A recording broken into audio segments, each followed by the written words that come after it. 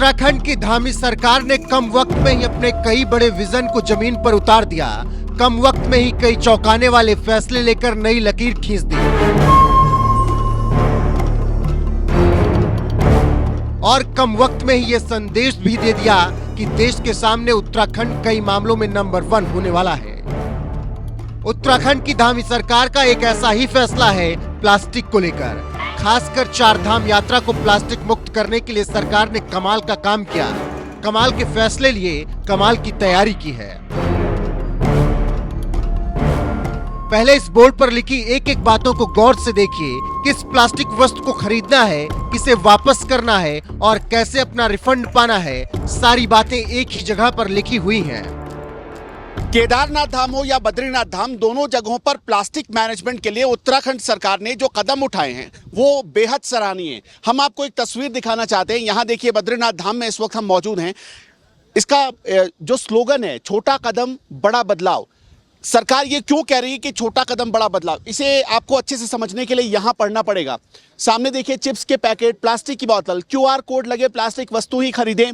फिर सरकार दूसरी बार कहती है कि खाली प्लास्टिक वस्तु वापस करें। मतलब जब आप चिप्स के पैकेट या फिर जो बोतल है उसका इस्तेमाल कर लेते हैं तो आप ये खाली वापस कर दें। और तीसरा कि अपना डिपॉजिट रिफंड ले, यानी 10 रुपए का आपको रिफंड डिपॉजिट सरकार वापस करेगी, क्योंकि आप प्लास्टिक नियंत्रित क्षेत्र में हैं। सरकार ये कह रही है रिसाइकल करने के लिए, जो वेस्ट होता है प्लास्टिक वेस्ट, उसे रिसाइकल करने की दिशा में सरकार का ये अद्भुत कदम है। और सरकार ये भी कोशिश कर रही है कि चाहे वो केदारनाथ धाम हो या बद्रीनाथ धाम, दोनों को प्लास्टिक से मुक्त रखा जाए।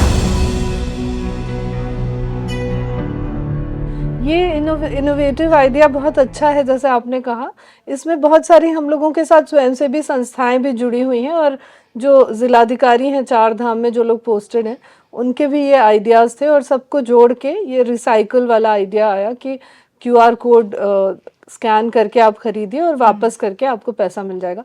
तो ये एक बहुत ही अच्छी मुहिम है और हम लोग चाहते हैं कि इसको और आगे बढ़ा के सारे टूरिस्ट प्लेसेस में भी करें। जैसे आपका मसूरी, नैनीताल है, या जो रास्ते में भी चारधाम के रास्ते में जो प्लेसेस पड़ते हैं जहाँ पे लोग रुकते हैं, श्रीनगर है, कौडियाला है, ऋषिकेश है, वहाँ पे भी हम लोग चाह रहे हैं कि इसको आगे बढ़ाएं और ये बहुत अच्छी मुहिम है। और मैं सभी से अपील करूँगी, हमारे लोकल स्थानीय दुकानदारों से भी और यात्रियों से, कि इसको ज़रूर आप इसमें प्रतिभाग करें और इसको सक्सेसफुल बनाएं, जिससे कहीं भी कोई प्लास्टिक का कूड़ा फैला हुआ ना दिखे, हम लोगों के धाम बिल्कुल स्वच्छ और साफ दिखे।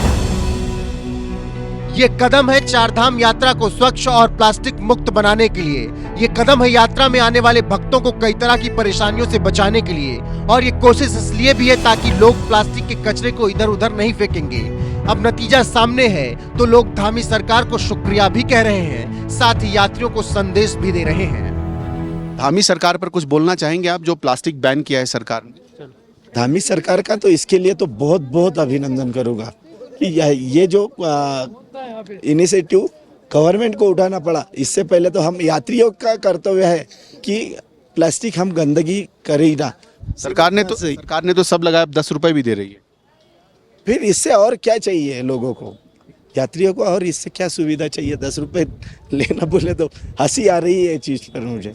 नहीं, सरकार ने जो हिसाब से बनाया वो तो एकदम सही है। मैं यात्रियों पर हंस रहा हूँ कि मैं जाऊंगा और 10 रुपए सरकार से मांगूंगा, जो मैं खाली प्लास्टिक जिसका मैंने यूज़ किया है और वो मैं फेंकने जा रहा हूँ, तो उसके लिए 10 रुपए मैं गवर्नमेंट से लूँगा। कितनी शर्म की बात है, ये नहीं होना चाहिए।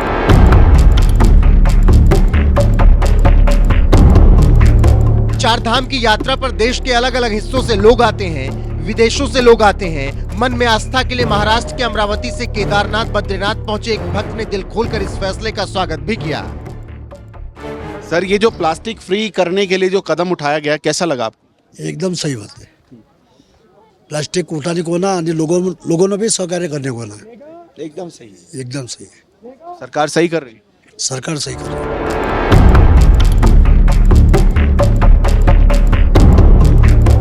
एक तरफ धामी सरकार का शानदार फैसला है, दूसरी तरफ लोगों का शुक्रिया है। और इन दोनों के बीच अभी भी कुछ लोग हैं जिन्हें हर दिन ये बताया जा रहा है कि चारधाम जैसे पवित्र स्थल को सुंदर बनाने के लिए प्लास्टिक से दूरी बहुत जरूरी है। क्योंकि प्लास्टिक कई मायनों में खराब ही नहीं, बहुत खराब है। प्लास्टिक इंसान की सेहत के लिए खतरनाक है। चार धाम जैसी जगहों को साफ रखने में मदद, स्वच्छता को काफी ज्यादा बढ़ावा मिलेगा। धामी सरकार इस बात को बहुत अच्छे से जानती है कि प्लास्टिक पर कंट्रोल हो जाए तो चार धाम जैसे स्थानों पर आने वाले भक्तों के लिए काफी अच्छा रहेगा। उत्तराखंड की सरकार एक एक चीजों का ख्याल रख रही है। प्लास्टिक फ्री घोषित करने के लिए, पूरा इलाका तो प्लास्टिक फ्री वैसे भी घोषित है, लेकिन आप लोगों को जागरूक करने के लिए प्लास्टिक की बोतल ले रहे हैं, रैपर ले रहे हैं और 10 रुपए दे रहे हैं। ये क्या अभियान है, जरा इसके बारे में आप बता सकते हैं? देखिए, इसमें जो विशेष रूप से जोशीमठ तहसील की मैं बात करूंगा, एक MOU हम लोगों ने किया हुआ है, रिसाइकिल एजेंसी एक है उसके साथ मिलकर के, और इस हमने बद्रीनाथ और कुछ पोर्शन हमारा माना और नीति वैली वाला, उसको रेगुलेटेड जोन हमने घोषित किया है, जहाँ पे प्लास्टिक की वस्तुएं बेची जाती हैं लेकिन QR कोड के साथ उसको बेचा जाता है, फिर उसको रिफंड के रूप में कलेक्शन सेंटर पे फिर रिफंड किया जाता है।